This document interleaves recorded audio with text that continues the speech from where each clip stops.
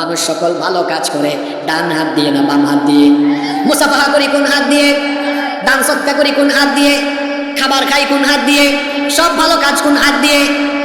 আর বাম হাত দরকার হয় কোন জায়গায়? হেড অফিসে। কোন হেড অফিস বুঝছেন তো আপনারা? বাম হাতের কাজ হলো ওই হেড অফিসে। এই জন্য বামপন্থী যারা পেশাব পায়খানার মতো নিকৃষ্ট হলো তারা।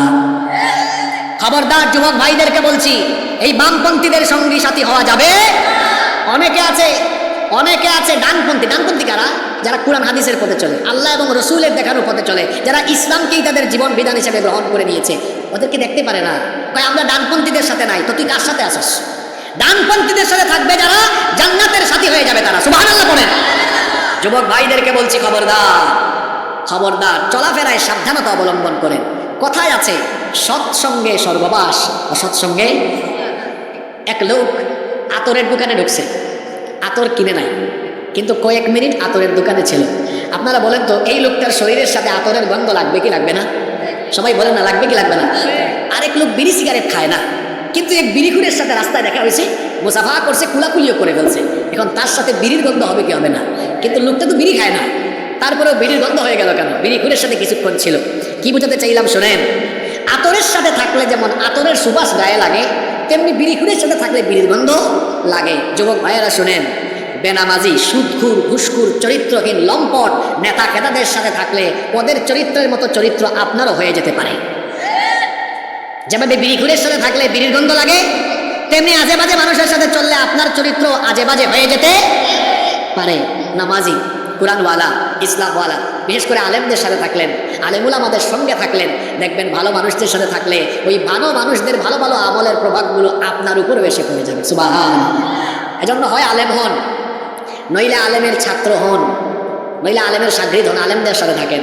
যুবক ভাইদেরকে বলছি, এদিক ওদিক গিয়ে আপনার যৌবনের শক্তি সামর্থ্য অপচয় করবেন না, নষ্ট করবেন না।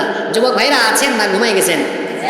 আপনারা বলেন তো ভাই, আপনাদের শরীরের শক্তি সামর্থ্য, আপনাদের এই যৌবন আর তারুণ্যের শক্তি দিয়েছেন কে? আল্লাহ দিয়েছেন। তাহলে এটা খরচ করতে হবে কার পথে? কিন্তু এই যুবকরা তো হলো সমাজের মূল শক্তি, যুবকরা হলো একটা সমাজের মেরুদণ্ড, যুবকরা হলো সমাজের গুরুত্বপূর্ণ সম্পদ। এই জন্য দেখা যায় অনেকেই যুবকদেরকে টার্গেট করে তাদের স্বার্থ হাসিলের জন্য যুবকদেরকে ইউজ করে, ব্যবহার করে। কিভাবে? দেখা যায় সে তার নিজের স্বার্থে বা ক্ষমতার স্বার্থে যুবকদেরকে কাছে টেনে এনে তার পকেটে 1000-500 টাকার নোট ঢুকাই দিল, অথবা পদ পদবীর লোক দেখে কয় তুই আমার সাথে থাক, তার সামনে পিছনে চামচার মতো ব্যবহার করলো। আমি আমার যুবক ভাইদেরকে বলতে চাই, আমাদের এই যে ভরা যৌবন তারুণ্য, এটা কি কোনো নেতা নেত্রীর চামচামি করার জন্য দেওয়া হয়েছে? জুড়ে বলতে হবে, চামচামির জন্য দেওয়া হয়েছে?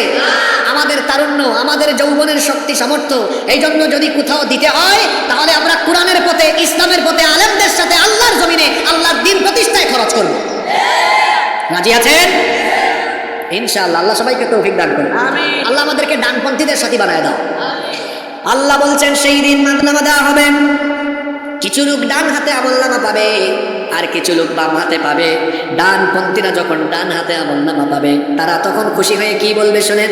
কোরআনে কারীমের 69 নম্বর সূরা সূরাতুল হাক্কা এর 19 নম্বর আয়াত থেকে আল্লাহ বলছেন, ফাআম্মা মান উতিয়া কিতাবাহু বিয়ামিনিহি ফায়াকুলু হাউমুকরাউ কিতাবিয়া ইন্নী যানানতু আন্নী মুলাকিন হিসাবিয়া ফাহুয়া ফি ঈশাতির রাদিয়া ফি জান্নাতিন আলিয়া। আল্লাহ তাআলা বলছেন, যারা ডান হাতে আমলনামা পাবে তারা আমলনামা হাতে নিয়ে বলবে, দেখো দেখো দেখো আমার আমলনামা পড়ে দেখো। আচ্ছা বলেন তো, পরীক্ষায় যদি কেউ ভালো রেজাল্ট করে তার মার্কশিট খুশি হয়ে সবাইকে সে দেখায় কি দেখায় না?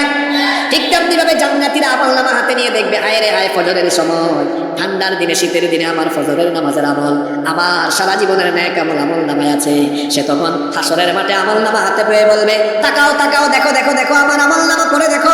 ইন্নী যানানতু আন্নী মুলাকিন হিসাবিয়া, আমি মনে করতাম একদিন আমার হিসাব নেওয়া হবে, বিচার করা হবে, এই জন্য দুনিয়াতে আমি নেক কাজ করতাম। আল্লাহ বলছেন, ফাহুয়া ফি ঈশাতির রাদিয়া, যার কারণে সে পছন্দনীয় আরামে আয়েশের জায়গা, ফি জান্নাতিন আলিয়া, জান্নাতের ভেতরে তার বাসস্থান হয়ে যাবে।